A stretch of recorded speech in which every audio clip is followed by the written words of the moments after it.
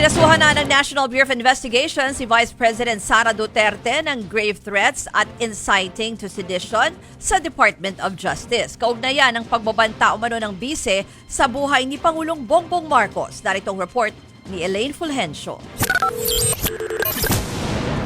As expected, ito ang maikling sagot ni Vice President Sara Duterte sa rekomendasyon ng National Bureau of Investigation o NBI sa Department of Justice na kasuhan siya ng grave threats at inciting to sedition.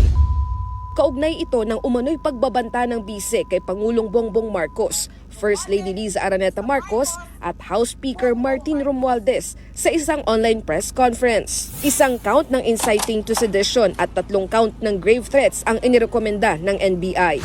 Yung pagkaka-threaten niya sa Pangulo, no, na-incite yung kanyang mga followers. So we take that seriously. Matatandaang naglabas noon ng sabina ng NBI kay VP Sara, pero 2 beses itong hindi sinipot ng bise.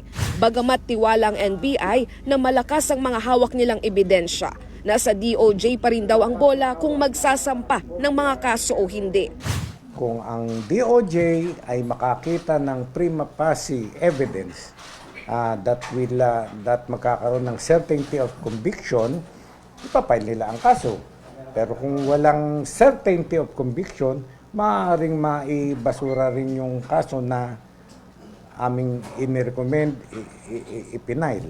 Sa ngayon, ayon sa DOJ, isa sa ilalim ang kaso sa evaluation at preliminary investigation ng National Prosecution Service.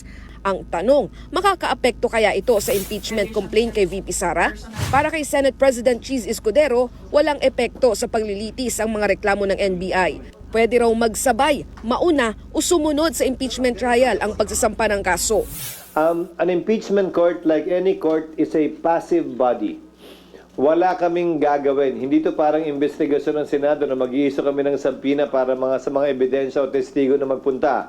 Yan din ang opinyon ni Senate Majority Leader Francis Tolentino. That is separate from the impeachment case.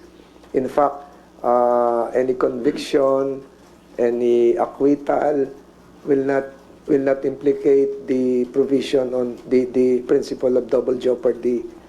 Even if you're acquitted, a case can be filed against you. Nagbabalita mula sa frontline, Elaine Fulgencio, News 5.